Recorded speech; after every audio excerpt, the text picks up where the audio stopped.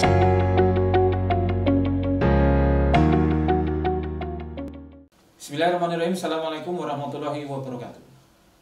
Kita masuk ke bagian yang kedua, perangkat konfigurasi jaringan.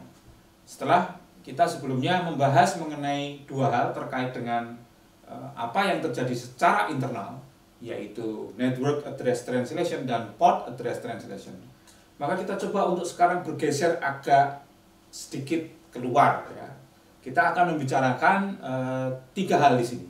Yang pertama itu adalah kita bicara point-to-point protokol, kemudian ada DDR, dan yang terakhir adalah ISDN. Nah, yang perlu diperhatikan bahwa sekarang kita sudah berada pada suatu teknologi ISDN, sehingga itu juga perlu kita bicarakan. Nah, apa itu point-to-point protokol? Saya jelaskan dalam 3 slide.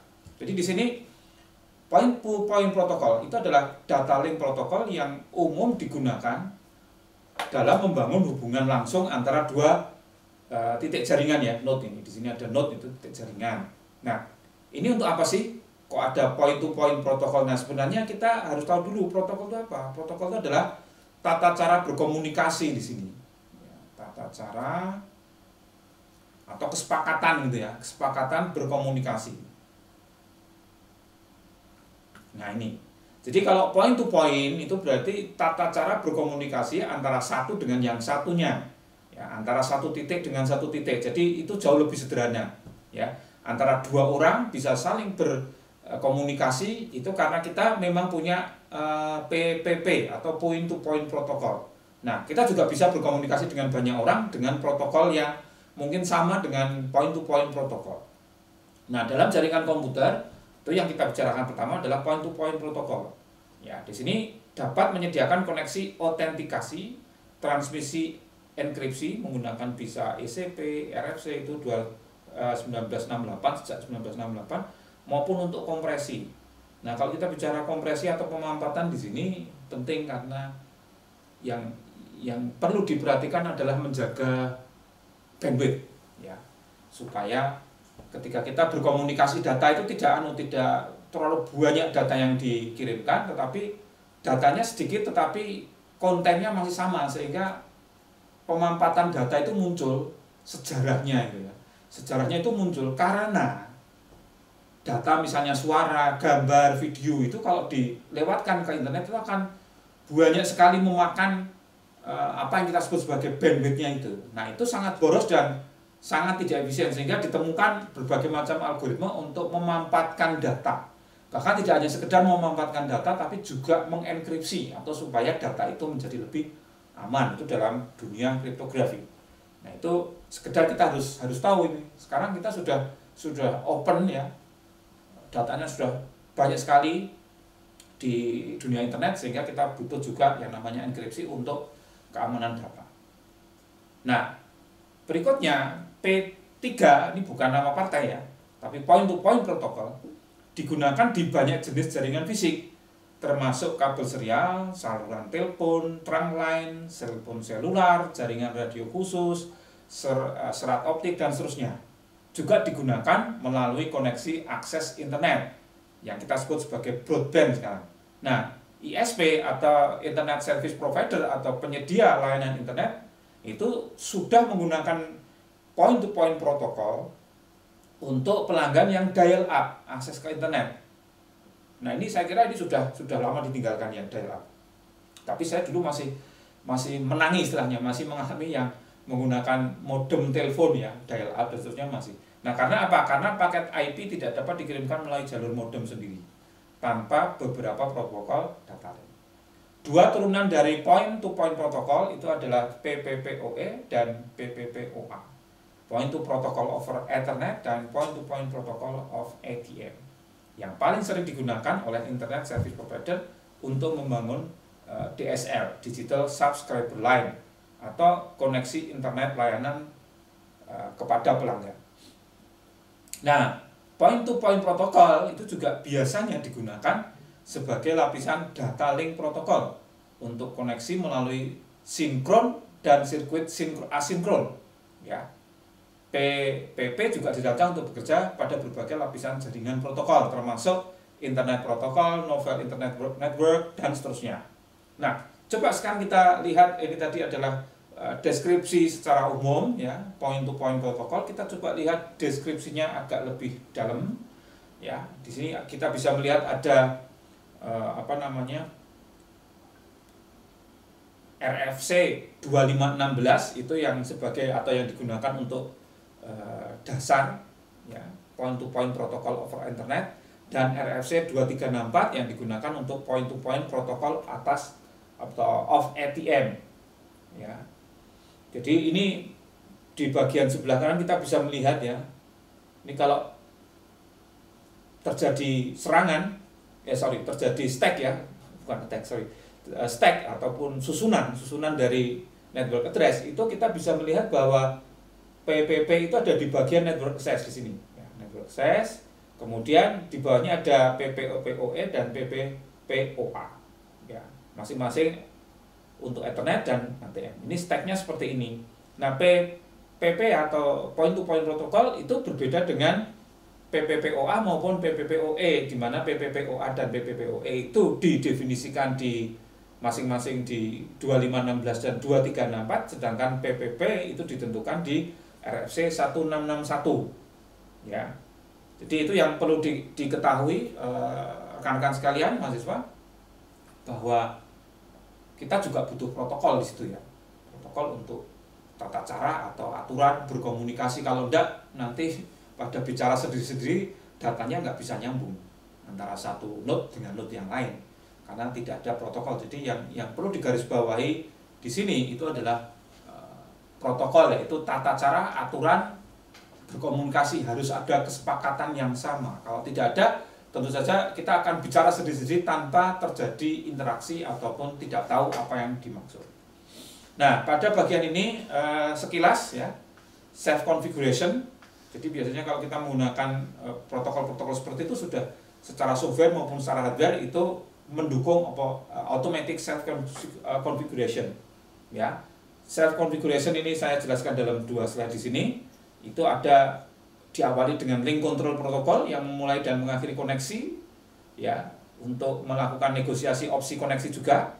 Kemudian pada RFC 1994 itu dijelaskan challenge handshake authentication protocol atau CHAP yang lebih disukai untuk membangun koneksi dial up dengan ISP. Ini kalau dial up ya. Jadi sekarang itu dial up sudah jarang dipakai ini. Pilihan lainnya adalah dengan RFC 2284 yaitu Extensible Authentication Protocol atau EAP. Nah, setelah linknya ditetapkan, maka jaringan tambahan atau lapisan 3 konfigurasi akan terjadi. Paling umum itu adalah Internet Protocol Control Protocol, kemudian ada IPXXP, AppleTalk, dan seterusnya. Ya. Jadi ini agak lebih teknis ya, saya cuma merangkum dalam 2 slide ini, tapi saya minta untuk bisa mencari sumber-sumber yang lain ya, supaya kita bisa terus belajar untuk membuka wawasan.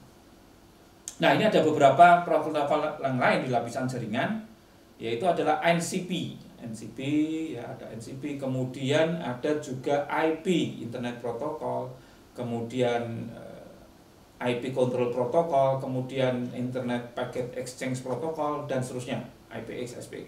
Kita bisa dilihat arsitektur point-to-point protokol di bagian sebelah kanan di slide ini ya. Jadi ada LCP, masih ada tadi yang PPPoE dan seterusnya. Itu beberapa protokol lapisan jaringan. Kemudian ini adalah komponen utama ya, komponen utama karena kita ingat bahwa point-to-point protokol mempunyai 3 komponen, yaitu HDLC ya, HDLC, kemudian LCP dan NCP. Ya, jadi HDLC, kemudian LCP, Link Control Protocol, dan Network Control Protocol. Ini bisa dilihat pada slide ini. Ada 3 ini. Ya. Nah, konfigurasi pilihannya bisa diperhatikan di sini. Ya. Jadi LCP mencakup authentication. Kalau sekarang sudah ada compression, kemudian kesalahan deteksi, dan multilink.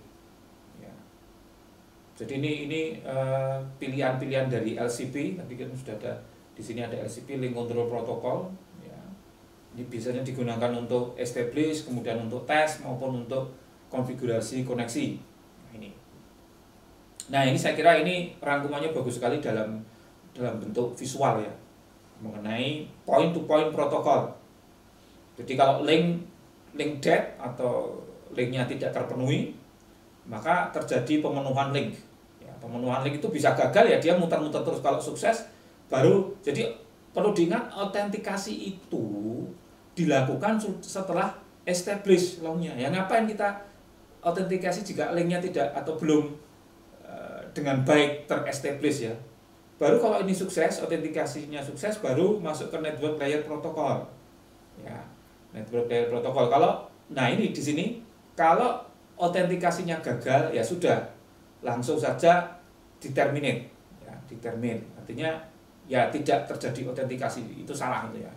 Tapi kalau masih bisa autentikasi sukses gitu ya, itu masuk ke network baru ke link termination. Link termination itu setelah terjadi semua konteks ini. Oke, itu mengenai point to point protokol.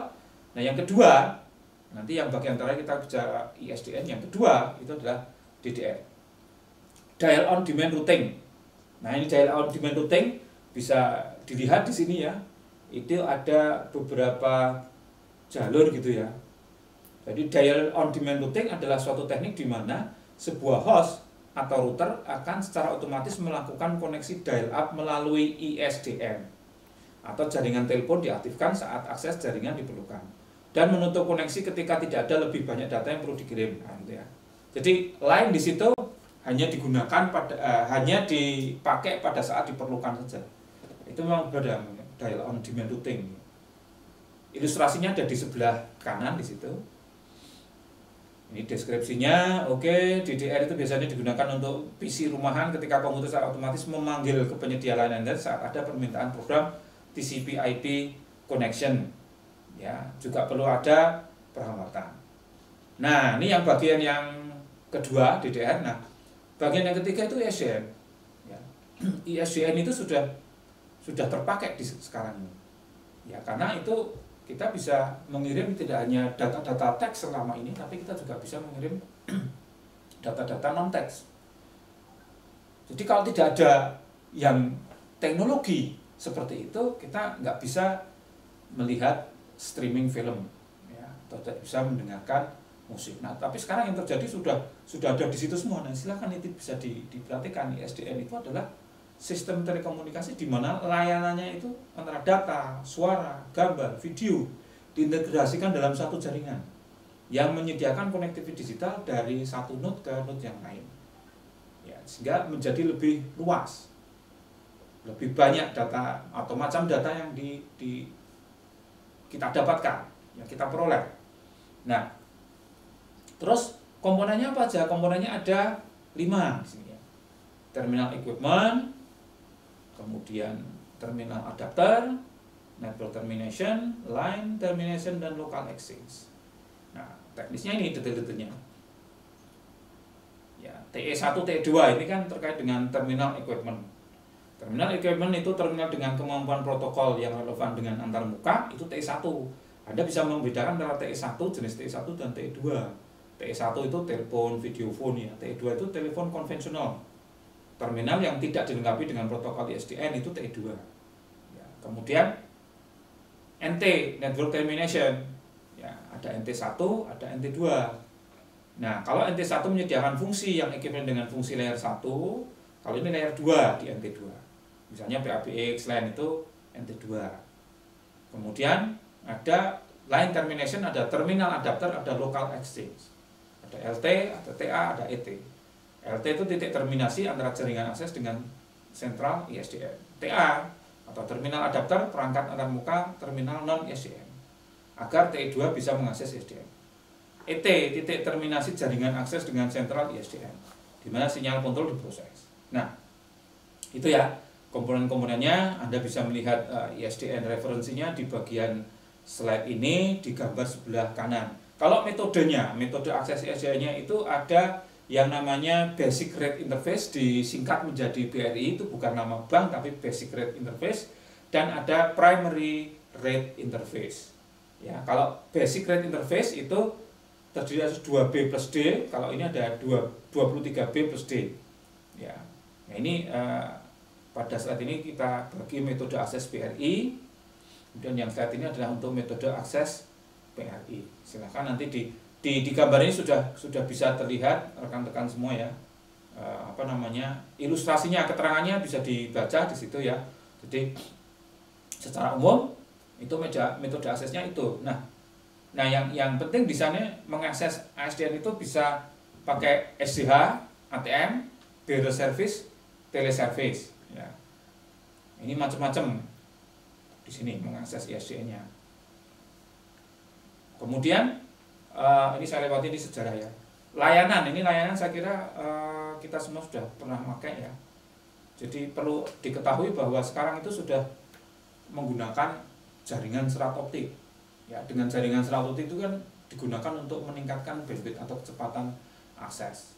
Sehingga dari pihak internet service provider itu bisa menawarkan paket-paket yang jauh lebih cepat, misalnya 10 Mbps, 20 Mbps, 40 atau 50 Mbps.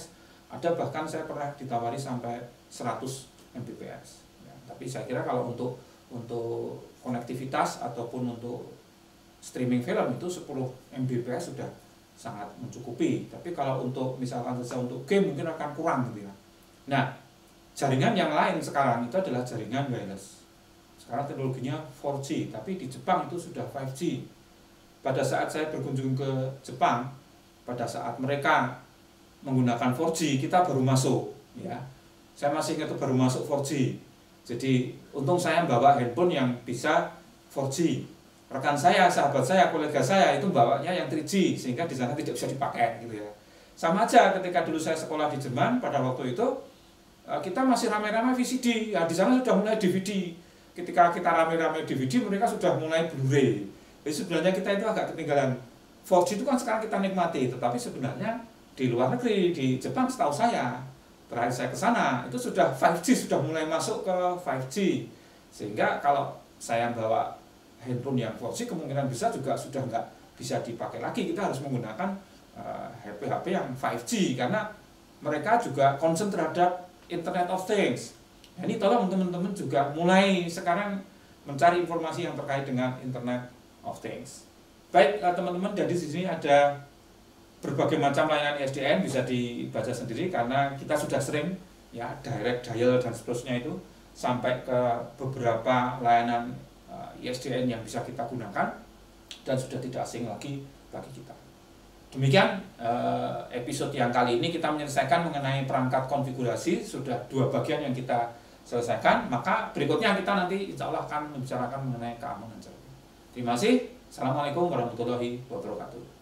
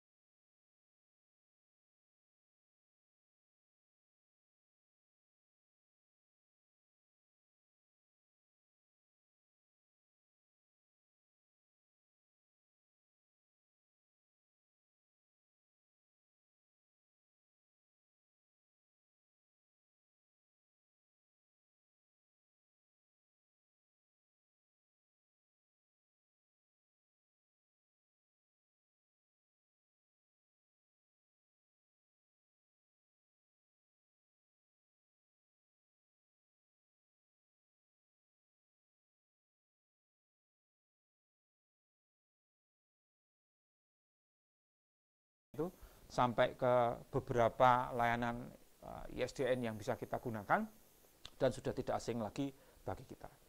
Demikian episode yang kali ini kita menyelesaikan mengenai perangkat konfigurasi, sudah 2 bagian yang kita selesaikan, maka berikutnya kita nanti akan membicarakan mengenai keamanan jaringan. Terima kasih. Assalamualaikum warahmatullahi wabarakatuh.